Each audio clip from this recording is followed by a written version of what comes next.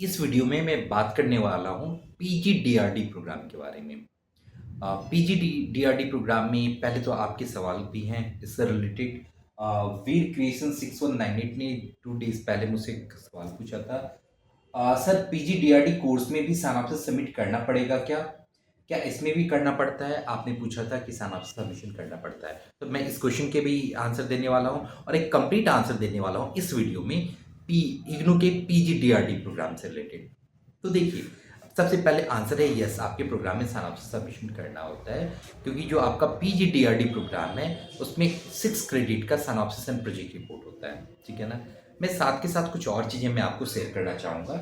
Like अगर आप अपने सिलेबस को ध्यान से देखेंगे, आपकी जो टोटल हैं कंपलसरी कोर्सेज में MRD 201, 202, 203 ये हैं। और उसके बाद जो इलेक्टिव कोर्सेज होते हैं उसमें MRD 201, MRD 202 और MRD 203। इलेक्टिव कोर्सेज कौन से हैं जिसमें से आपको चूज करना पड़ता है, ठीक है ना। और जो प्रोजेक्ट वर्क है उसका कोड है MRDP 205, research and project work, ठीक है। तो आपके प्रोग्राम में MRDP 205 जो है ये कंपलसरी सब्जेक्ट है और क्लियरली मेंशन है कि ये आपको सबमिट करना ही करना है। तो प्रोजेक्ट रिपोर्ट आपको बनाना पड़ेगा और प्रोजेक्ट रिपोर्ट बनाने के साथ क्या आपको पहले सिनॉप्सिस सबमिशन करना होगा? आंसर यस, पहले आपको सिनॉप्सिस सबमिशन करना पड़ेगा। उस पे आपके प्रोजेक्ट सुपरवाइजर के साइन होंगे और फिर प्रोजेक्ट रिपोर्ट सबमिशन करना होता है, ठीक है ना। प्रोजेक्ट सुपरवाइजर, एकेडमिक काउंसिलर सब बात एक ही है। उनके साइन होंगे और फिर आपको सबमिट करना होता है। तो क्या इसमें क्या कुछ टॉपिक भी सजेशन हो सकता है क्या? आपका सवाल हो सकता है अगला। तो आंसर है यस, मैं आपको कुछ टॉपिक भी सजेस्ट कर देता हूँ आपके MRDP 205 प्रोग्राम के लिए जो PGDRD का प्रोग्राम है। इसमें सिनॉप्सिस ज़रूरी होती है। लगभग सिनॉप्सिस आपको 20 पेजेस में बनाने होते हैं और जो प्रोजेक्ट रिपोर्ट होता है वो 80 से 100 पेजेस के बीच में आपको रखने होते हैं। इन केस अगर आपको कोई असुविधा हो रही है या आप अगर नहीं बना पा रहे हैं या आपको टाइम की कमी है या रिसर्च का आइडिया नहीं है, तो भी आप हमारे इनसे सपोर्ट ले सकते हैं। आपको यूनिक टॉपिक पे synopsis preparation, project report preparation, इन सब में सपोर्ट मिल जाता है और आप बाकी फॉर्मेलिटी खुद से करनी है, ठीक है ना। प्रॉपर मैं आपको प्रॉपर बना के सपोर्ट कर दूंगा, ठीक है। साथ ही कुछ और क्वेरी में आपके आंसर देना चाहूँगा। बस मैं आपके क्वेरी के आंसर ही दे रहा था।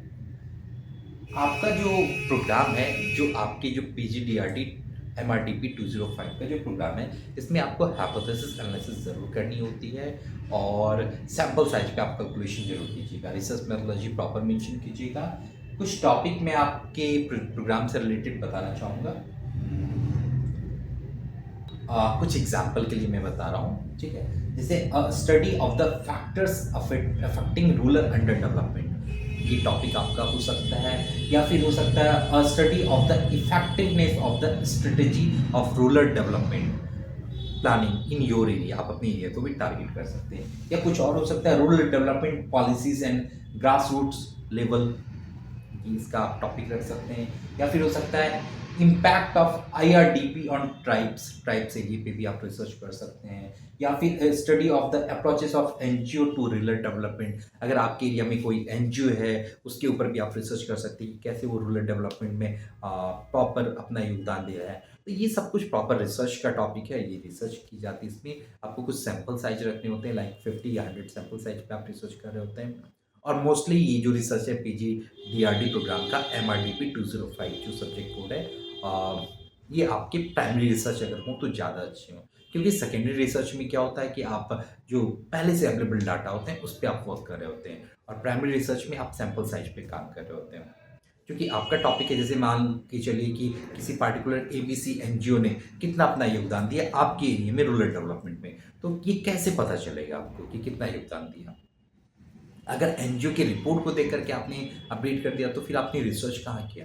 यहाँ पे आप प्राइमरी सैंपल पे काम कीजिए। मान लीजिए कि 50 सैंपल साइज आपने कलेक्ट किया या 100 सैंपल साइज कलेक्ट किया, उसके बेसिस पे कुछ क्वेश्चनरीज होंगे। उन क्वेश्चनरीज के बेसिस पे आपके रिसर्च इम्पैक्ट करेंगे। जैसे उसमें क्वेश्चंस हो सकता है उनके डेमोग्राफिक एनालिसिस होंगे, उसमें क्वेश्चंस हो सकता है कि पार्टिकुलर एनजीओ कितना योगदान दे रही है, क्या रूरल डेवलपमेंट में योगदान मिला है, यस नो, इस तरह के बहुत सारे क्वेश्चंस होगा। इन सब में मैं आपको असिस्ट भी कर देता हूँ, लाइक मैं आपको सिनॉप्सिस प्रिपरेशन में असिस्ट कर देता हूँ।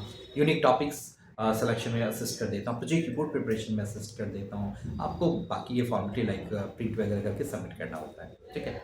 इसमें मैं आपको समझा भी देता हूँ कि ये सारी रिसर्च कैसे काम कर रही हैं। तो अगर आपको ऐसी कोई ज़रूरत पड़ रही है, अगर आपको लगता है हमारी इससे सपोर्ट की ज़रूरत है, तो आप मुझे कॉन्टैक्ट कर सकते हैं। और जहाँ तक आपकी क्वेरी का सवाल था, अ, कौन थे वीर क्रिएशन 6198, आपकी जहाँ तक क्वेरी का सवाल था, आपके क्वेरी के आंसर मिल चुके हैं आपको। हाँ, आपको सारांश सबमिट करना है और इस वीडियो के थ्रू आपको बहुत सारी चीज़ें समझ में आ गई होंगी कि कैसे करना है। लगभग 20 पेजेस के सारांश ज़रूर बनाइएगा, 15 से 20 पेज आपको एटलीस्ट रखनी चाहिए। उसमें आप रिव्यू ऑफ लिटरेचर भी डालिएगा, है ना? उनकी बिब्लियोग्राफी सेक्शन भी मेंशन कीजिएगा और जब साइनअप से सबमिशन हो जाए, उनका कंफर्मेशन आ जाए, फिर आप प्रोजेक्ट रिपोर्ट सबमिट कर दीजिएगा। फिर आपका ये प्रोग्राम कंप्लीट हो जाता है, ठीक है। अगर इससे रिलेटेड कोई और क्वेरी है तो आप मुझे कांटेक्ट कर सकते हैं। अगर आप पीजीडीआरडी या कि जो एमआरडीपी 205 प्रोग्राम से रिलेटेड कोई क्वेरी है या टॉपिक सिलेक्शन की हेल्प चाहिए या sign off project report support में आपको हेल्प चाहिए होगा प्रिपरेशन में, तो आप मुझे कांटेक्ट कर सकते हैं। या अगर कोई और क्वेरी है आप मुझे कमेंट कर दीजिए। मैं 1-2 दिन के अंदर, जब भी मुझे मौका मिलता है, जब भी मैं अपने सारे लेक्चर से फ्री हो जाता हूँ और जब मैं इस पर्टिकुलर लोकेशन पे होता हूँ, तो मैं आपके लिए जितने भी स्पेयर टाइम होते हैं उसमें, हालांकि स्पेयर तो नहीं होता है और भी बहुत सारे वर्क्स होते हैं, पर फिर भी मैं आपके लिए टाइम निकाल के एक वीडियो रिकॉर्ड कर देता हूँ ताकि आपकी क्वेरी सॉल्व हो जाए, क्योंकि बहुत सारी क्वेरीज होते हैं जिसके आंसर आपको चाहिए होते हैं और मैं कोशिश करता हूँ कि जितनी जल्दी से जल्दी मैं आपके आंसर आपको या तो टेक्स्ट के फॉर्म में आपको कमेंट कर दूँ, या अगर लगता है कि टॉपिक एक्सप्लेन करने वाला है तो मैं आपको वीडियो के फॉर्म में शेयर कर देता हूँ। All the best, happy learning. कोई क्वेरी हो, क्वेरी कीजिए, कमेंट्स कीजिए, या अगर आपको सपोर्ट चाहिए तो कॉन्टेक्ट कीजिए। All the best, happy learning.